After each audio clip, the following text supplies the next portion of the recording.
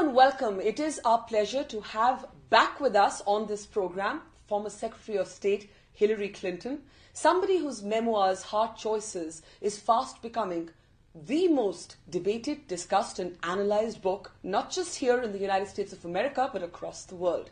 Of course, here in the United States, Hillary Clinton continues to be under intense media scrutiny, public attention, because of the big question. Will she run for president in 2016? Will she finally crack that big, high glass ceiling?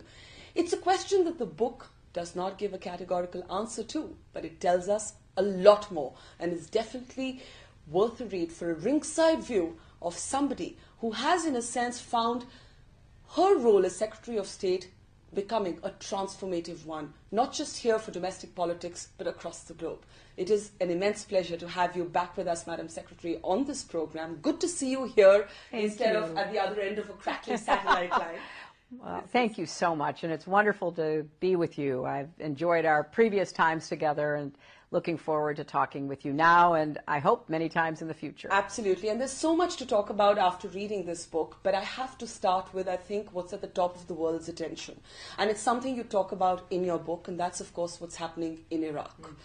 Now, you have been, as it were, haunted by the question of whether you did the right thing when you first supported the Bush regime's decision to go into Iraq.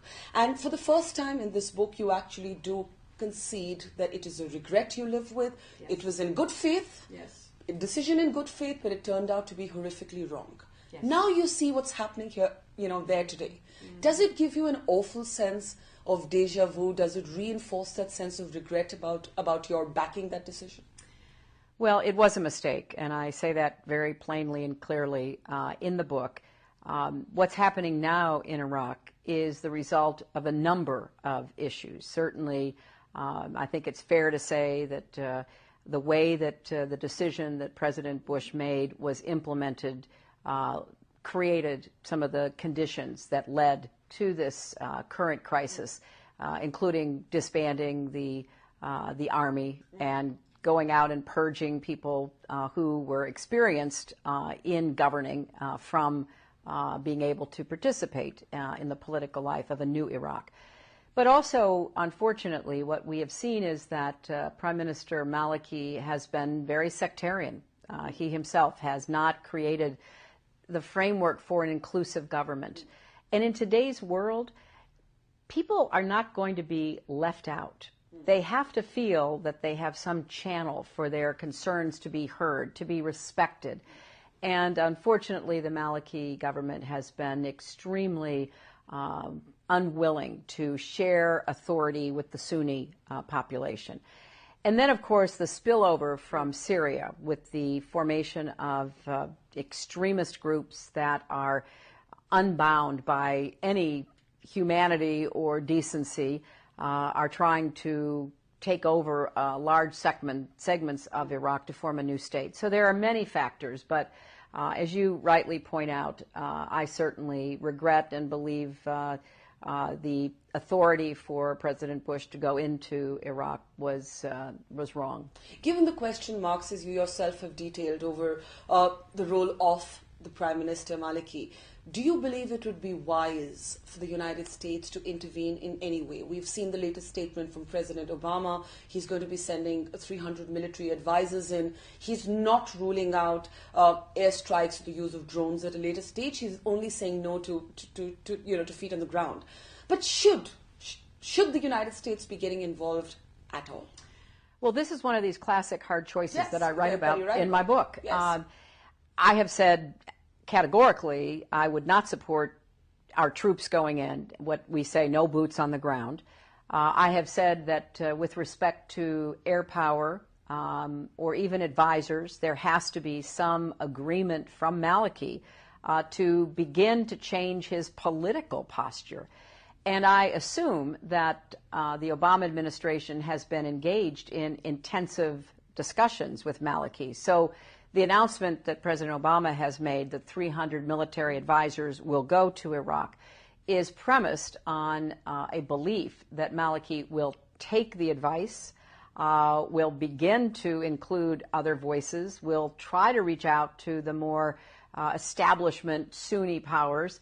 And if that doesn't happen, then I don't think it is appropriate or useful for us to be involved. But I know enough about the way President Obama makes decisions that I'm sure he believes that there is a base on which to build the kind of political environment that would unite Iraqis against these extremists. If you were in the administration today, what would you have advised President Obama to do in Iraq? I would have advised him to do exactly as I believe he is now doing, to tell Maliki there will not be any American involvement whatsoever unless you take the following steps, and that we would begin through our channels to reach out to the Sunni tribal chiefs that we had worked with to turn back al-Qaeda in Iraq. And I don't have the kind of access to the top secret negotiations any longer, but that's what I believe is happening. Because when you think about how we were able to stop the spread of al-Qaeda in Iraq, it was by partnering Shiite with Sunni with American support. I think that's the only way you're going to be able to get rid of this so-called ISIS group, too. So that's what I would be looking for, and I believe that's probably what the president has put under his list of things that have to be accomplished. You know, but reading the book and also following your statements as Secretary of State, you were in favor of American troops staying on for longer than they did. Do you believe, given what we're seeing happening in Iraq, it turned out to be a mistake that troop pull out? And this becomes a very important question because of what's about to happen in Afghanistan, and we'll talk about that in just a moment. But there's this perception building up, especially with people who are angry with America, who'll say that the United States starts wars, then it doesn't know how to end them, and then it pulls out its military before there's actual peace on the ground. Well, with respect to Iraq, I did favor the continuity of American forces to work with the new Maliki government. They had enormous needs for intelligence, for training on everything from airplanes to more sophisticated ground equipment and the like. At the end of the day, Maliki wouldn't agree with that.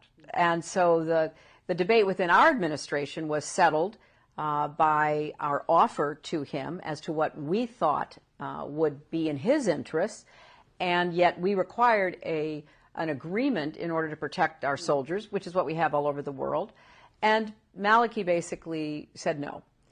So that left us no choice. Should you have pushed harder? I don't know that we could have pushed harder because I think he was quite arrogant at the time, to be very blunt. I believe he had a view that he could handle whatever might come his way, and I think he probably wanted the Americans gone because we were always looking over his shoulder saying, don't do that. What about this? Be more inclusive. Talk to these Sunni leaders and the like.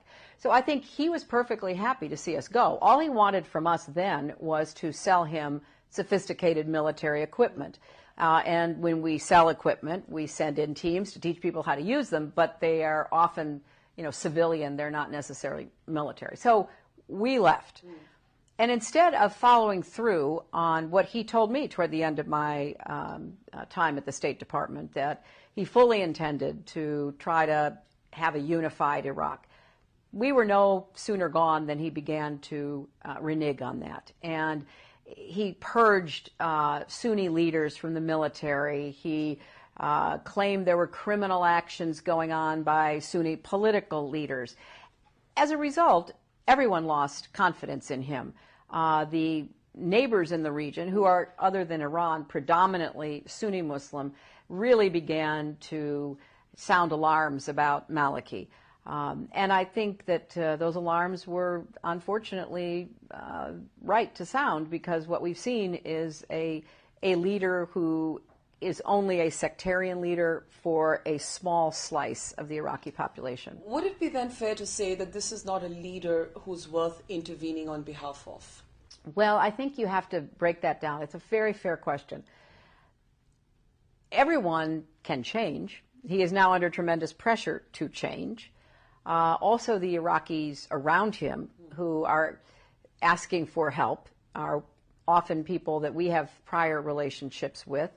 And certainly the Iraqi people don't deserve to have this happen to them. The brutal assassination of now, I guess, thousands of people, the imposition of the most extreme form of Sharia law. The Iraqi people don't deserve that. So whether he himself merits our help or the help of anyone else, at this point, he should be held accountable and should be pressured to change. But there are other stakes on the ground with respect to what happens to Iraq. Is this a time for, or an opportunity for Iran and Washington to recast their relationship? And I ask this because there's this section in your book where you talk about how you came to India, and you had a tough task convincing the Indian government to make an announcement saying that we would diversify where we got our oil from. And you know, basically, obviously, what you wanted was to cut down on the oil we were getting from Iran. Right. Now, is there an irony in the past friction between Iran and the United States of America, which of course hasn't gone away, but today you're on the same side in Iraq? Right. Is this a historic opportunity, or should we not mix the two? Well, I think we should always hope there is a historic opportunity. And we have to separate the nuclear issue, their pursuit of nuclear weapons, against all of the international consensus against that, from what is going on in Iraq. And if they are willing to work for a more inclusive government in Iraq, if they are willing to let the Iraqi leaders themselves perhaps think of either changes, including changes in the prime minister, or different approaches toward dealing with extremism. But what we've seen in Syria doesn't give me a lot of confidence. I mean, Iran has basically propped up Assad, who has waged an absolute war of horror against the Syrian people.